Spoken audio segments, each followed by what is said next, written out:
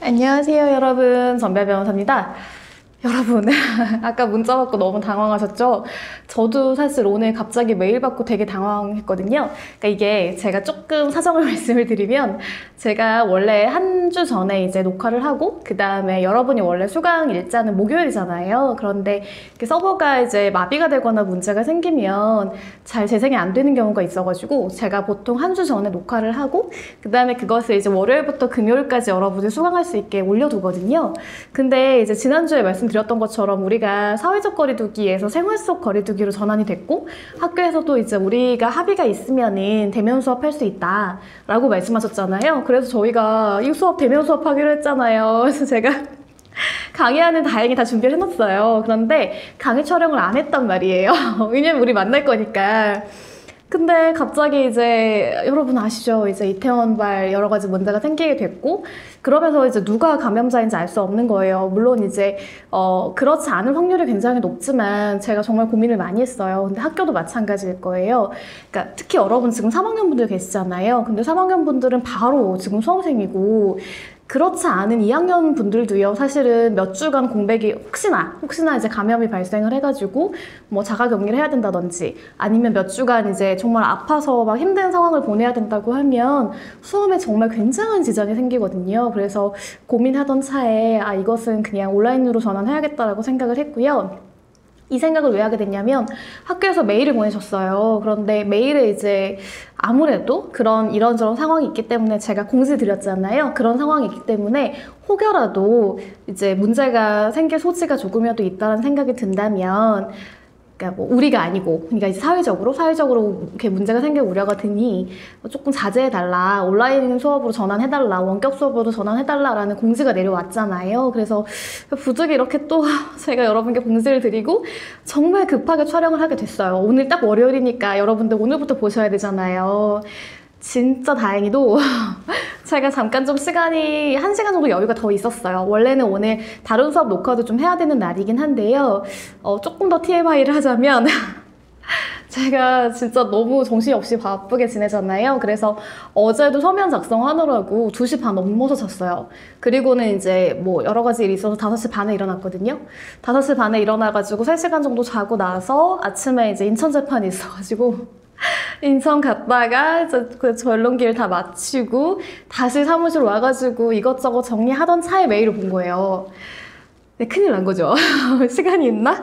시간부터만 확인하고 지금만 강의 녹화가 가능은 한가 막 이렇게 보면서 다행히 딱 여러분과 만날 수 있는 시간이 조금 여유가 있어서 이 수업 먼저 좀 급하니까 이 수업 먼저 이제 촬영을 하고, 그 다음에 다음 주 데뷔하는 강의를 촬영을 한 다음에 또 이제 저녁에 제가 외부 일정이 또 있어요. 그래서 그 일정을 지금 가야 되는 상황이에요. 그래서 조금 마음도 급하고 그리고 좀 안타까운 마음도 있고, 여러분 진짜 만나고 싶었는데 너무 아쉬워요. 그래서 많이 안타까운 마음도 있지만 일단은 우리가 지금 주어진 상황에서 조금 최선을 다하면서 해보고, 그리고 나서 이제 사실은 뭐 이 상황이 계속 이렇게 될 것 같지는 않잖아요, 여러분. 언젠가는 해소가 되겠죠. 그럴 때 이거 클리닉 수업이니까 우리가 나중에 만나서 또 이제 이런저런 얘기들을 나눌 수 있으면 좋을 것 같아요. 일단은 조금 급하지만 오늘 최선을 다해서 이 수업 한번 진행해 보겠습니다. 네, 여러분 그럼 사건으로 한번 들어가 볼게요. 우리 지난번에 다 봤지만 그래도 한번 복습하는 차원에서 간략히만 보고 넘어갈게요. 원래 이 사건에 대해서 최초의 문제가 됐던 것은 피고, 즉 고용주잖아요. 사업주가 임금을 지급하지 않은, 그러니까 제대로 지급하지 않은 그 문제가 있었고요. 그것으로 인해서 이제 피고가, 그러니까 저희 의뢰인이죠. 피고가 임금을 체불당했다라고 하면서 진정을 제기를 한 거예요. 그랬더니 원고가 가입한 보증보험회사가 있거든요. 그 보증보험회사에서 보험금 청구를 했어요. 그러면서 사실 확인 같은 것들을 좀 했고요. 그러자 원고가 무슨 소리야, 나는 임금 체불한 적이 없어 라고 하면서 채무보존자 확인해서를 제기를 했잖아요. 그게 바로 이 사건의 시작이었던 거예요. 쟁점은 임금체불 사실의 존부였고요. 제외된 쟁점 뭐라고 했죠? 소멸시효라고 했죠. 여기 날짜 보시면 이따 소장 보여드리겠지만 날짜는 굉장히 예전이에요. 예전 사건이라 일부러 그냥 제가 그대로 가져왔어요. 하지만 소멸시효 완성되지 않았다라고 그냥 전제하고 원래는 완성된 게 맞지만요. 그죠? 지금 날짜로는 이 사건은 아니지만 지금 날짜로는 3년이 지났으니까 그렇겠죠. 하지만 어쨌든 전제는 소멸시효가 완성되지 않았다라는 거 알아두시고 넘어가시면 되겠죠. 자, 그래서 원고의 주장 같은 경우에는요, 피고는 자기가 자진적 퇴사를 한 거니까 이거는 부당해고 아니다. 그리고 임금체불한 사실도 없다. 라고 하면서 내가 숙박비를 공제한 건 너무 당연하고도 또 협의가 있었던 것이고 적당한 금원이었다. 라는 주장이었어요. 자, 이거에 대해서 피고가 이제 얘기를 해야겠죠. 근데 피고 같은 경우는 나는 원한 적이 없어요. 부당해고를 당한 거예요. 그리고 정당한 숙식비 공제도 아니에요. 라고 주장하면서 그러니까 숙식비를 마음대로 공제한 것은 임금체불이다. 라고 주장했다는 거 아시겠죠? 그러면 우리 소장 잠깐 볼게요. 소장에 보면 채무부존재 확인의 소라고 나와 있죠. 그리고 청구 취지 보면은 원고와 피고 사이에 언제부터 언제까지에 얼마의 원고의 급여 미지급 채무는 존재하지 아니함을 확인한다. 이거 전형적인 확인의 소의 문구거든요. 그 임금체불에서도 이런 식으로 많이 진행이 되고 있어요. 그러니까 여러분도 이 확인의 소의 청구 취지를 이렇게 쓰는구나 라고 인식을 하시고 확인하시면 좋을 것 같아요. 아시겠죠? 그 다음에 언제나 들어가는 문구, 소송 비용은 피고의 부담으로 한다. 당연히 들어가겠죠? 자, 청구 원인이 있어요. 이거 같은 경우는 굉장히 이제 소장을 간략하게 상대방에 작성했던 사안이었거든요. 보시면 피고는 원고가 운영하는 어디에 소재한 농장. 그러니까 보통 이렇게 주소지하고요. 그 다음에 농장 이름 다 쓰셔야 되고요. 그 다음에 근로 조건이나 근로 기간 다 쓰셔야 돼요. 그리고 여기 보시면 제가 늘 말씀드렸던 거 있죠. 뒤에 보면 갑 제1호증 근로계약서 이런 식으로 해가지고 증거가 지금 제시가 되어 있잖아요.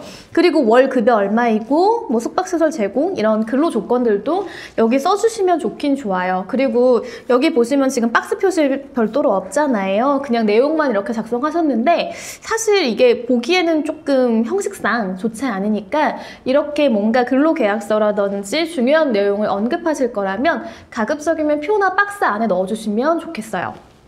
자, 두 번째, 피고는 본인의 의사에 의해서 언제 회사를 퇴직을 했고 그 다음에 원고는 계약 내용에 따른 임금을 정산해서 근무 기간의 총 급여에서 매월 본인이 숙식비라고 주장을 했던 25만 원의 비율에 의한 기숙사비를 공제한 이후에 잔액을 지급했다라고 얘기하고 있는 거죠. 자, 그러면서 공제한 기숙사비는 얼마냐라고 해서 기간 나오고요. 그 다음에 금액, 그래서 총 금액은 얼마다 이런 부분 나와 있죠. 그리고 피고는 별 이의 없이 퇴사를 하고서는 위 해당 금액을 포함한 알 수 없는 금액으로 임금체불 신고를 했다. 진정을 제기했다는 얘기예요. 그리고 원고가 가입한 보증보험회사에 이에 대한 보험금 청구를 했다는 거죠. 그래서 보증보험회사에서 원고에게 사실관계 확인을 요청해왔습니다. 라고 하면서 또 제시 보세요. 갑 제2호증 보험사고 발생 안내 및 사실관계 확인 요청서 를 첨부를 하죠. 이렇게 내용 안에다가 반드시 서술을 넣어주세요. 자, 위 금액은 피고가 당초에 근로계약 시부터 피고 본인 부담으로 하기로 약정했다. 이거 뭐예요? 이 금액, 기숙사비 얘기하는 거잖아요. 그렇기 때문에 당연히 피고의 임금에서 공제해야 될 금액이다. 내가 임금 체불한 게 아니다. 라고 얘기하고 있어요. 그리고 현재 원고의 사업장에서 근무하고 있는 다른 외국인 근로자들도 같은 조건으로 근무를 하고 있다. 그리고 월 약정급여에서 기숙사비 월 25만 원을 공제하고 지급을 하고 있다. 그러니까 당신만 그런 게 아니라 다른 친구들, 다른 여기서 같이 일하시는 모든 근로자분들도 다 같은 조건에 있는데 왜 너희들만 그런 주장을 하느냐라는 취지인 거예요. 그러면서 갑체 3호증 근로자 누구누구누구의 확인서, 뭐 내지는 진술서 같은 거를 이제 제출을 할 텐데요. 이렇게 다시 적어주시고요.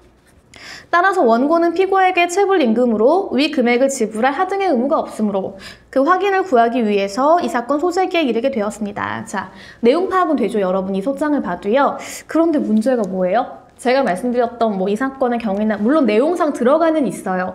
그런데 형식상 아무것도 갖춰져 있지 않은 게 보이시죠? 근데 이게 일반인이 그냥 본인이 스스로 작성하신 거라면 굉장히 잘 작성하신 거고요. 그런데 변호사가 작성한다면 이렇게 작성하면 절대 안 되겠죠. 뭐 법리도 지금 하나도 없고요. 그냥 내용만 줄글로 쓴 것에 불과하니까 그런 것들은 여러분이 만약에 소장을 작성하신다라고 하면 형식을 좀 갖춰주실 필요가 있어요. 이거는 그냥 상대방이 지금 작성한 거 제가 그대로 들고 온 거예요. 자, 그리고 밑에 보시면 입증 방법 나오죠. 여기 갑제 1호증 어떤 거, 뭐 3호증까지 나오고요. 그리고 우리가 그때 봤던 뭐 첨부서류 같은 것들 어떻게 쓰는지, 그리고 여기 날짜, 원고명, 그리고 법원 나오죠. 이게 법원까지 나와요. 자, 이렇게 소장을 우리가 간략히 한번 봤어요. 자, 여기에 대해서 이제 제가 이렇게 보내드린 여러분 지금 업로드한 거 다운로드해서 보고 계시죠? 여기 외국인 근로자 고용 허가서 그때 우리 이전에도 잠깐 봤지만 보시면은 사업주하고 사업장에 있는 어떤 내용들 고용 허가 내용들이 먼저 나오도록 되어 있죠. 당연히 외국인 분들이니까요. 그리고 표준근로계약서가 나오고요. 어떤 작업을 하는지 여기 보면 취업장소, 근로계약기간, 취업장소, 업무 내용, 근무시간 이런 거 상세하게 적도록 되어 있죠. 휴게시간, 휴일 임금도 마찬가지고요. 임금 지급일과 지급 방법도 있고요. 이제 우리가 문제가 되는 10번 숙식 제공에 대한 것 여기서 보면 숙박시설은 제공하고 있다라는 취지이고 그 다음에 뭐 식사는 제공하지 않고 근데 여기 보시면 여러분 보세요 잘. 자 10번 보실게요. 10번 이거 보면 여기에 금액 나와 있나요? 금액 없잖아요. 그죠? 금액이 없어요. 원래는 근로계약서에 만약에 정말로 협의가 있다라고 하면 금액을 기재하는 것이 좋겠죠. 서로 쌍방 간에 이제 문제가 발생하지 않도록. 그런데 여기 근로계약을 체결할 때에는 전혀 계약에 대한 금액, 이 지금 숙박시설에 대한 금액이 없었어요. 단순히 그냥 숙박비용을 근로자가 부담한다라는 쪽에 그 체크만 되어 있을 뿐이잖아요. 그죠? 그거 잘 알아두시고요. 자, 그 다음에 이제 이거 뒤 지금 갑 3호증 보시면 요게 공문이잖아요. SGI 서울보증에서 나온 보험사고 발생 안내 및 사실관계 확인 요청에 대해서 이제 보통 이런 보험사에서 어떤 청구를 받게 되면요. 당연히 사실 확인할 거 아니에요. 그런 공문이에요. 그 내용이라는 거 알아두시면 되고 4호증은 본인이 임의로 뭐 결정을 하고 계산을 한 그런 내역서에 관한 내용이에요. 자, 이에 반해서 우리는 뭘 냈을까요? 보시면 먼저 사실 지금 여러분 보시면 아시겠지만 증거가 그렇게 많지 않아요. 근데 제가 이제 낼 수 있는 여러분께 보여드릴 수 있는 증거만 최대한 이렇게 해가지고 보여드리는 거라 그렇거든요. 핵심적인 증거만이니까 그거 알아만 두세요. 이게 사건의 전부는 아니에요. 첫 번째는 체불금품 확인원이에요. 여러분 나중에 혹시나 이 중에서 이제 노동사건 많이 하실 분들은 이거 좀 많이 보실 수 있을 거예요. 그런데 이렇게 임금체불이 됐다라고 했을 때에는 요거 확인이 되면 이 체불금품 확인원이라는 걸 발급을 해줘요. 그래서 보시면 여기 사업장 개요가 나오고요. 신청사항, 사용용도, 부수 이런 게 나와요. 그리고 사용자 누구누구. 여기 보시면 사실은 사용자분들 이런 경우 있거든요. 실제 대표분은 A예요. 그런데 이제 뭐 여러 가지 이유로 명의상 대표를 다른 분으로 하시는 분들 계시잖아요. 그래서 이 체불금품 확인원에는요. 실제 대표하고 그 다음에 명의상 대표도 같이 적도록 되어 있어요. 그죠? 그리고 임금체불 내역은 자 언제부터 언제까지 누구에게 그리고 임금 매월 얼마 이런 것들을 상세하게 지금 되어 있잖아요. 그리고 여기 보시면 이 내용, 이 금액 있잖아요. 여기 나와 있는 금액은 확인 당시 금액이고 그 다음에 발급을 했을 때 또 이제 금액이 조금씩 달라질 수가 있잖아요. 그것은 뭐 변동사항은 알 수 없다라는 확인 정도로 해주시는 거고요. 그래서 이렇게 여기 보시면 중부지방고용노동청 성남지청장에 이렇게 체불금품 확인원이었어요. 자, 그리고 이제 제 2호증을 볼게요. 자, 여기 보시면 부당정직 및 금품 강요 조사 요청서라는 거예요. 여기 보시면 이천에도 이제 고용센터가 있고요. 거기에 보시면 외국 인력 지원팀이라는 것이 당시에 있었거든요. 그래서 이분들이 이제 이런 외국인 근로자, 이주노동자분들에 대한 이런 어려운 사건들을 조금 많이 이제 담당을 하시고 확인해 주시고 그런 부분이에요. 그래서 요청을 해서 이제 이 당시에 부당한 정직 및 외국인 근로자 도입 비용의 요구라는 것들, 어떤 단체의 도움을 받으셔가지고 이런 것들을 하셨거든요. 그러면서 경위를 쭉 이제 좀 상세하게 작성을 하셨어요. 보시면은 갑자기 사용자가 근로자의, 그러니까 즉 우리죠. 우리 의뢰인 피고의 근로를 중단시키고 일을 주지 않았고, 그 다음에 피고는 다시 근로를 하고자 했지만 사용자는 근로를 하지 말라고 했고, 그 다음에 또 계속 이런 사건들이 반복이 됐고요. 그 다음에 뭐 아예 내쫓겠다. 당신 그냥 불법 체류자 되라라는 식으로 얘기했고, 그리고 미등록 노동자 2인을 새로 데리고 와서 근로를 하게 하였고, 이제 여러 가지 문제들이 있다라는 걸 쭉 작성을 했잖아요. 자, 그리고 이제 추가 진술 내용으로는 월급을 받을 때 이제 급여에서 얼마 정도를 이제 공제한 다음에 임의로 이 정도를 나한테 주지 않았다 매월, 이런 내용이 있는 거예요. 그리고 사무증은 그때 우리 지난 시간에 봤던 이 말도 안 되는 비닐하우스, 그죠? 지금은 비닐도 심지어 없잖아요. 되게 뭐 정말 철골만 있는, 이걸 어떻게 숙소라고 부를 수 있고 이걸 어떻게 25만 원이나 받으면서 할 수 있을까라고 정말 납득하기 어려운, 여러분도 그러시죠. 이제 그런 곳이에요. 어쨌든 이게 기숙사라고 지금 상대방은 주장을 하고 있어요. 자, 그럼 본격적으로 우리 서면 한번 봅시다. 이것은 이렇게 여러분들 지금 작성할 시간이 많이 없었고, 제가 이제 예전에 수업을 진행하면서 다른 친구들이 워낙 잘 썼던, 또 이제 여러분께 얘기해주고 싶었던 서면들이 많이 있어요. 그래서 그 서면들을 보면서 우리가 한번 같이 이런 사건 이렇게 진행될 수 있고, 또 다른 친구분들은 이렇게 썼지만 나는 또 이런 부분 보완할 수도 있고, 아 이건 정말 잘 썼고, 뭐 이런 부분들 같이 한번 알아볼게요. 자, 답변서를 제가 그때 작성을 해달라고 얘기를 했거든요. 이제 다른 수업에서. 그래서 이제 그분들이 샘플로 작성을 했던 부분이에요. 보시면 여기 우리 형식 다 아시죠? 사건, 원고, 피고 나오고요. 그 다음에 위사건과 관련해서 피고는 다음과 같이 답변합니다.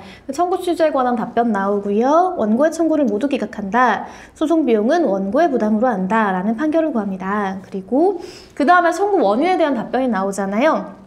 자, 여기서 1번의 이분은 소송의 경위라고 작성을 하셨는데요. 뭐 이거 틀린 말 아니에요. 틀린 말 아니지만 일반적으로는 이 사건의 경위라고 많이들 사용을 해요. 자, 봅시다. 피고는 원고와 이제 3년의 고용기간을 정해서 고용계약을 체결했어요. 자, 이 3년이다라는 것은 우리 아까 본 근로계약서라든지 여러 가지 것들 보면, 고용허가서를 보면 나오거든요. 그거 꼼꼼히 보시고 이분이 사실관계를 파악하신 거예요. 그리고 한국에 온 이주 노동자입니다. 원고는 피고에게 기숙사를 제공하였으나 시설이 매우 열악해서 피고가 이에 대해 개선 요구를 한 거예요. 그랬더니 원고는 도리어 피고가 일을 시작한 지 5개월밖에 되지 않았는데도 불구하고 해고를 하겠다느니, 뭐 욕설을 하느니 이러면서 위협적인 태도를 취한 거예요. 그리고는 더 이상 이제 나오지 말라고까지 해서 부득이 일을 못하게 된 상황인 거죠. 그러니까 이렇게 피고가 원고에 대해서 근로 제공을 더 이상 하지 못했던 이유에 대해서 굉장히 상세하게 작성을 하고 있죠. 그리고 이후 피고는 원고의 부당해고와 임금체불 사실에 대해서 노동청에 신고를 했다. 그리고 노동청에서는 이에 대해서 기소 의견을 냈어요. 그러니까 여러분 그때 제가 잠깐 설명드렸지만 임금체불이 해결되지 않고 이제 계속 이제 시정명령이라던가 이런 게 있고 나서 그 이후에 이제 여러 가지 과정을 거치잖아요. 그러면서 형사 절차로 전환이 된다고 제가 말씀드렸잖아요. 근데 이거 결국 계속 끝까지 안 주면 뭐 나는 안 내고 말지가 아니에요. 이거 처벌받는다고 했잖아요. 마찬가지로 노동청에서도 기소 의견을 제시를 했고요. 검찰에서 이것을 그대로 받아서 약식명령으로 기소를 했고요. 그리고 법원은 또 벌금형을 선고를 한 사안이었어요. 자, 이렇게 사건의 진행 경위를 굉장히 잘 작성하셨죠. 근데 이렇게 벌금형까지 지금 사용주가 받은 거예요. 선고를 받았음에도 불구하고, 확정됐음에도 불구하고 원고는 임금체불에 관해서 채무부존재 확인의 소를 제기하게 된 거죠. 자, 2번 해고의 부당성. 사실은 이제 이 부분에 대해서는 어떻게 보면 이 해고가 적절한지 여부에 관해서 좀 다툴 수 있는 부분도 있지만요. 일단은 이 답변서의 가장 핵심이 되는 부분은 임금체불 부분이기는 해요. 그렇지만 이 친구가 해고의 부당성도 굉장히 잘 정리를 해놓은 부분이 있기 때문에 같이 한번 볼게요. 자, 이번 해고의 부당성이라고 제목을 이렇게 삼았잖아요. 이게 굉장히 적절한 제목인 거예요. 쟁점을 잘 담고 있고요. 특히 이제 여기서 작성자가 두 가지 판례를 제시를 하는데요. 이게 굉장히 잘 정리된 판례거든요. 그러니까 만약에 여러분이 나중에 뭐 행정사건이라든지 행정법에서 간혹 이제 이렇게 나올 수도 있으니까, 아니면 노동법을 혹시나 하신다고 하면 이거는 반드시 작성해야 되는 판례니까 좀 알아두시면 좋을 것 같아요. 자, 해고는 근로계약을 종료시키는 사용자의 일방적인 의사표시이고 근로기준법에 따라서 이제 사용자는 정당한 이유 없이 해고할 수 없다. 그쵸? 그리고 나서 이제 판례를 제시를 하는 거예요. 정당한 사유의 종부에 대한 입증 책임은 사용자에게 있다라고 하면서 괄호하고 이제 사건 번호 이렇게 잘 정리하셨죠. 그리고 사회 통념상 고용관계를 계속할 수 없을 정도로 근로자에게 책임 있는 사유여야 돼요. 그러니까 이제 두 사람 사이도 물론 그렇겠지만 사회 통념상이에요. 그리고 여기서 사회 통념상 고용관계를 계속할 수 없을 정도인지 여부에 대한 판단 기준이 중요해요. 이거 리딩 케이스거든요. 당해 사용자의 사업의 목적과 성격, 사업장의 여건, 그렇겠죠. 사업장의 어떤 상황에 따라 달라질 수가 있으니까. 그리고 근로자의 지위나 담당 직무의 내용, 그 비위 행위의 동기와 경위, 이로 인하여 기업의 위계 질서가 문란하게 될 위험성. 그러니까 어떤 한 가지만을 가지고 해고에 관한 것들을 판단하기는 굉장히 어려운 일이에요. 이렇게 여러 가지를 종합적으로 판단해서 이제 검토해야 된다라는 거죠. 그래서 실제 사건에서는요, 근로자에게 예를 들어 이제 해고에 관한 사유가 있거나 혹은 비위 행위가 있거나 여러 가지 이유 때문에 내가 당신을 해고했어 라고 통보받는 경우가 있잖아요. 그러면 이 요건들에 해당하는지 안 하는지를 꼼꼼히 살펴볼 필요가 있는 거예요. 이 사건의 경우 원고가 해고에 대해서 정당한 사유 있음을 입증한 바 없고 원고가 약식명령으로 벌금형을 받은 사실을 참작하여 볼 때 원고가 이제 해고한 것은 부당해고다라고 하는데요. 잘 작성을 하기는 했어요. 그런데 이제 기왕 약간 욕심이 나는 거죠. 기왕에 이제 부당해고에 대해서 조금 작성해 줄 거라고 하면 조금 더 법리나 판례를 조금 더 상세하게 세밀하게 정리해주면 더 좋겠다 나중에는 그런 생각을 좀 하긴 해요. 네, 굉장히 잘 정리하셨고요. 3번 볼게요. 자, 주된 쟁점인 거죠. 기숙사 비용에 대한 합의 여부에 관한 부분인데요. 이제 이게 사실은 쟁점 사항을 굉장히 잘 담고 있어요. 그래서 약간의 변형이 필요할지는 모르겠으나 이런 쟁점을 잡은 것은 굉장히 잘했다라고 말씀을 드리고 싶어요. 보면 표준근로계약서에 의하면 원고가 피고에게 기숙사를 제공하고 비용은 피고가 부담하기로 돼 있었던 건 사실이잖아요. 그런데 구체적인 비용에 대해서는 전혀 명시가 안 돼 있고요. 별도의 합의도 존재하지 않았어요. 단지 원고가 일방적으로 기숙사 비용을 정하고 임금에서 공제한 것입니다. 그렇기 때문에 급여에서 기숙사비 월 25만 원이 공제되어서 그에 상당하는 채무가 존재하지 않는다 라는 원고의 주장은 이유 없다. 타당하죠? 그죠? 자, 그리고 4번 기숙사 시설의 상태, 이것도 중요하죠. 근데 이제 우리가 합의가 되지 않았을 뿐만 아니라 왜 25만 원으로 합의가 되지 않았는지에 대해서 설명을 쓰는 거죠, 말하자면. 그러니까 이게 기숙사가 이랬기 때문에 도저히 25만 원을 지급할 수가 없었던 거다. 그렇게 합의가 이루어졌을 리가 없다라는 취지인 거예요. 보실게요. 원고는 피고에게 기숙사비 월 25만 원을 상응하는 숙박시설을 제공해 주었다고 주장을 합니다. 그런데 그 제공했다는 숙박시설은 기숙사라고 부르기가 어려웠어요. 아까 보셔서 아시죠? 굉장히 열악했던 거죠. 그러면서 이 친구가 지금 뒤에다가 의제 사무증 참조 이렇게 썼잖아요. 이렇게 제시하시는 거 중요하다는 거 다시 한번 강조해요. 그리고 이제 원고는 비닐하우스를 개조한 숙소를 제공을 했고 화장실도 없어서 외부에 간이 화장실을 사용을 해야 됐다. 뭐 샤워시설 당연히 없고요. 그런 부분들이고요. 그 다음에 결론을 딱 작성을 하잖아요. 자, 그래서 이 부분 같은 경우는 결론 굉장히 잘 정리된 것으로 보여요. 네. 원칙적으로 사실 제가 그때도 말씀을 드렸지만 답변서 같은 경우에는 결론에 이렇게 많이 쓰기보다는 그 앞에 목차에서 소결이나 이런 것들을 통해서 정리를 한번 해주고 이제 보통 답변서는 좀 간략하게 뭐 그러므로 원고의 청구를 모두 기각하여 주시기 바랍니다. 이런 식으로 작성을 하는 게 일반적이기는 해요. 그렇지만 이 친구가 굉장히 사실관계 확인이나 정리를 잘했기 때문에 이거 좀 참고하면 좋겠다 생각이 들어서 제가 이거 가지고 왔어요. 자, 다른 친구 것도 좀 잘 된 게 있어가지고 제가 하나 더 가져왔는데요. 보시면 청구 원인에 대한 답변인데요. 이거는 제가 좀 고민을 했던 게 제가 그때 말씀드릴 때 보통은 이제 경위라든지 혹은 뭐 판례 같은 걸 좀 잘 제시해달라고 얘기를 했는데 이 서면은 좀 안타깝게 그거는 별로 없었어요. 그렇지만 워낙 숙박비 공제에 관한 상세한 내용이 잘 정리가 돼 있어가지고 한번 가져왔거든요. 보실게요. 일단 1. 부당한 숙박비 공제에 대한 주장. 가. 외국인 근로자 숙식비 공제를 위한 요건. 자, 이것은 제가 법리를 먼저 작성하는 것이 좋다라고 얘기를 했고 그거에 따라 작성이 된 것으로 보여서 잘 작성을 하셨어요. 근데 이제 1번에 주장이라고만 한다면은 약간 지금 무엇을 말하는 건지에 대한 약간 애매한 부분이 있을 수가 있잖아요. 그러니까 주장에 대한 부당성이라든지 아니면 여러 가지 좀 명확하게 내가 이 1번 목차에서 뭘 말하고 싶은지를 조금 더 명확하게 목차에 드러내주면 더 좋을 것 같아요. 자, 그리고 여기 보시면 외국인 근로자의 고용 등에 관한 법률 시행 규칙에 따르면 근로계약서상 숙소 형태나 비용 부담 여부, 부당익 등 숙식 정보를 상세하게 기재하고, 자, 중요한 거, 표준 근로계약서에 기재된 금액의 범위에서 숙식비를 징수할 수 있습니다 라고 나오잖아요. 근데 이분이 이제 서치는 어디서 잘 하시긴 했는데 문제는 뭐냐면 이게 법하고요, 시행령하고요, 고용노동부 지침이 지금 혼합되어 있어요. 그러니까 지금 그래서 본인도 지금 몇 조다 이렇게 안 써 있잖아요. 이게 상세한 기준을 제시한 건 맞아요. 이렇게 가는 건 맞거든요. 결론은 맞아요. 그렇지만 이게 시행규칙이 아닌 다른 규정들에 명시가 돼 있기 때문에 만약에 재판장님이 판결문 쓰시려고 봤는데 시행규칙에 이 내용이 없어요.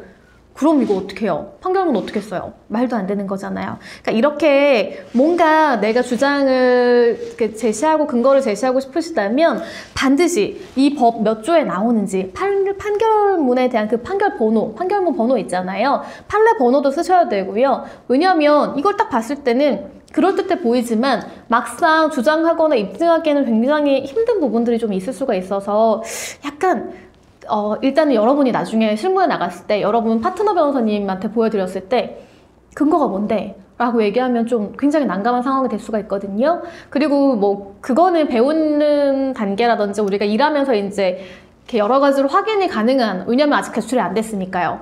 그런데 제출해버리면 문제가 생기죠. 재판장님이 이거 어디에 근거가 있나요? 라고 분명히 물어보실 텐데 안 물어보시면 더 이제 큰 문제인 거죠. 내가 확인도 못하고 넘어가 버리는 상황이니까. 그러니까 그런 부분들 명확하게 근거를 제시할 필요가 있다라는 거 알아두고 넘어가시면 좋겠어요.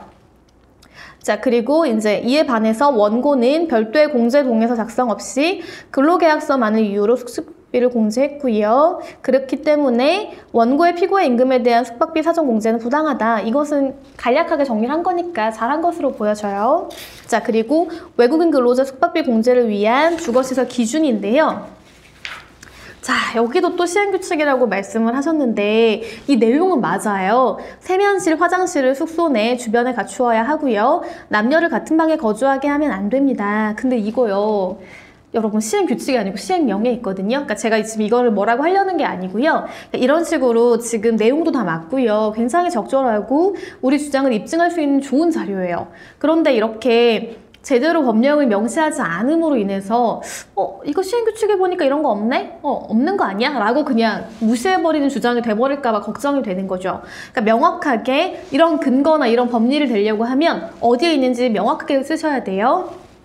자, 그 다음에 하지만 원고가 제공한 숙박시설은 을 제3호증의 사진을 보면 알 수 있듯이 굉장히 열악하다. 그래서 주거시설이라고 볼 수 없다. 이런 취지고 그렇기 때문에 공제는 부당하다라는 것이고요.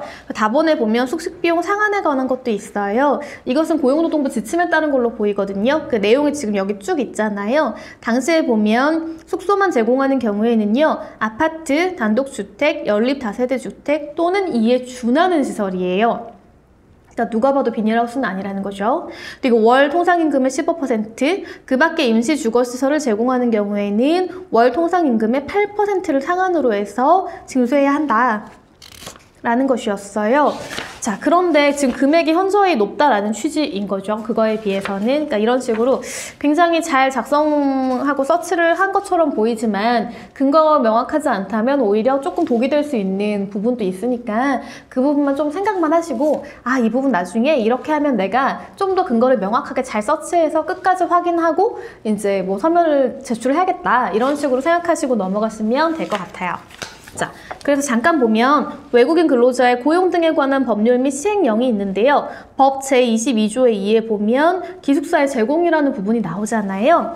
여기 보시면 사용자가 외국인에게 기숙사를 제공하는 경우에는 근로기준법 제100조에서 정하는 기준을 준수하고 건강과 안전을 지킬 수 있도록 해야 된다라는 내용이 있고요. 제2항에 보면은 이런 내용을 사전에 제공해야 되는데요. 뭐냐면 구조하고 설비, 그리고 설치 장소, 주거 환경, 면적, 그리고 설치 및 운영에 필요한 사항들이 있고요. 이런 것들이 이제 사전에 근로자에게 정보 제공을 해야 되고요. 그리고 시행령 제26조의 2에 보면은 기숙사 정보의 제공이라는 게 나와요. 그래서 이런 부분들 제공을 하고 그 다음에 아까 말씀드린 이 내용들 있잖아요. 이것을 변경한다면 이것도 마찬가지로 이 내용을 외국인 근로자에게 제공해야 된다라는 부분들 알아두시면 되겠어요.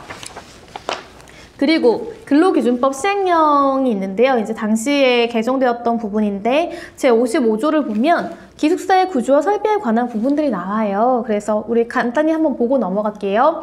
사용자는 기숙사를 설치하는 경우에는 다음 각호의 사항을 모두 충족해야 한다. 1번, 침실한 나에 15명 이하의 인원이 거주할 수 있는 구조일 것. 2. 1번이 아니죠. 화장실과 세면, 목욕시설을 적절하게 갖출 것. 채광과 환기를 위한 적절한 설비를 갖출 것, 적절한 냉난방 설비 또는 기구를 갖출 것, 화재 예방 및 화재 발생 시 안전조치를 위한 설비나 장치를 갖출 것, 이런 것들 굉장히 꼼꼼하게 나와 있죠. 그리고 56조에는요, 설치 장소에 관한 것도 나와요. 같이 한번 볼게요. 사용자는 소음이나 진동이 심한 장소, 산사태나 논사태 등 자연재해의 우려가 현저한 장소, 습기가 많거나 침수의 위험이 있는 장소, 오물이나 폐기물로 인한 오염의 우려가 현저한 장소 등 근로자의 안전하고 쾌적한 거주가 어려운 환경의 장소에 기숙사를 설치해서는 안 된다라는 부분이 있다는 거 알아두시면 되겠어요. 자, 그리고 여기 보시면 또 57조에는 주거 환경 조성인데요. 이게 너무 당연한 건데 사실 잘 지켜지지 않거든요. 그러니까 이제 여러분이 혹시 그런 다큐나 뉴스를 보셨는지 모르겠는데 외국인 근로자분들, 그러니까 이주 노동자분들의 경우에 숙소가 분리가 되지 않는 부분이 좀 있었어요, 과거에. 그래서 여러 가지 문제가 발생을 했거든요. 그래서 여기 보시면 자, 남성과 여성의 기숙사에 같은 방에 거주하지 않도록 할 것, 너무 당연하잖아요. 너무 당연한 조항이 이렇게 들어가기까지 얼마나 이제 여러 가지 일들이 있었는지가 우리가 알 수 있는 거죠. 그러니까 이런 부분들 아셔야 되고, 그 다음에 보면 우리가 작업을 하다 보면 작업 시간이 다른 경우들이 있어요. 교대 근무를 하니까. 그럴 때는 달리 하는 2개조 이상의 근로자들이 같은 침실에 거주하면 어떻게 돼요? 난 자야 되는데 저 사람 나가야 되잖아요. 얼마나 서로 불편하겠어요. 그러니까 그것도 우리가 해서는 안 된다라는 부분들인 거고요. 그리고 기숙사에 기숙하는 근로자가 감염병의 예방 및 관리에 관한 법률 제2조 제1호에 따른 감염병에 걸린 경우에는 소독 등 필요한 조치를 취할 것이라고 나와 있죠. 그래서 이제 침실이나 뭐 의복이나 물건 같은 경우들 공동으로 이용하는 장소에 대해서도 이렇게 뭔가 소독 등을 해야 된다라는 부분들이 나와 있고요. 그리고 기숙사의 면적이 나와요. 침실의 넓이는 1인당 2.5제곱미터 이상으로 한다. 라고 나오고요. 그리고 사생활 보호에 관한 내용도 있어요. 침실이나 화장실, 목욕시설에는 당연히 적절한 잠금 장치가 있어야 될 것이고요. 사생활의 최소한의 보호인 거잖아요. 그 부분들은. 그리고 근로자의 개인용품을 정돈해 두기 위한 적절한 수납 공간을 갖출 것이라는 부분도 있어요. 자, 그리고 이것은 외국인 근로자의 숙식 정보 제공 및 비용 징수 지침에 관한 그 고용노동부 지침인데요. 이것도 마찬가지로 사실 제가 오늘 가져왔던 이 사례가 그렇게 막 낯설거나 어색한 사례가 사실은 아니에요. 굉장히 많이 발생했던 부분이고 정말로 심각한 사회 문제까지 될 뻔한 사건들이었기 때문에 이렇게 지침을 마련을 한 거거든요. 그래서 이 지침에 따라서도 이제 관련된 내용을 준수를 해야 되는데요. 한번 볼게요. 외국인 근로자에게 숙식을 제공할 경우에 사업주는 상한액 내에서 소요 비용을 지급할 수 있습니다. 왜냐하면 외국인 근로자분들 처음에 우리나라 오시면은 숙식비가 대체 얼마인지 알 수가 없잖아요. 그러니까 내가 얼마를 공제당하는지도 감이 없고요. 환율에 대해서도 혹시 모르시는 분도 간혹 계실 수가 있단 말이에요. 그러면은 거의 진짜 많은 말도 안 되는 비용을 혹시나 없길 바라지만 혹시나 그런다고 하면 너무 억울할 수 있으니까 상한액을 정해두는 거예요. 그래서 보시면 여기 그 숙식 제공 시 숙식비 징수 상한액이 있고요. 숙소하고 식사를 모두 제공하는 경우에는 통상임금의 20%, 숙소만 제공한다. 통상임금의 15%다. 이런 식으로 되어 있고요. 그리고 여기서는 근로계약서에 부담액이라든지 숙식 제공 형태를 꼭 명시해달라라고 이제 우리가 지침에 이렇게 마련되어 있죠. 그리고 숙식비 징수 시 유의할 점이라고 해서 임금 지급 후 사후 공제하거나 혹은 공제 동의서를 받은 후 사전 공제할 수 있다 라고 하면서 그 서면으로 동의서를 받는 방법도 지금 나와 있어요. 그러니까 이 부분도 좀 주의해서 살펴보셔야 돼요.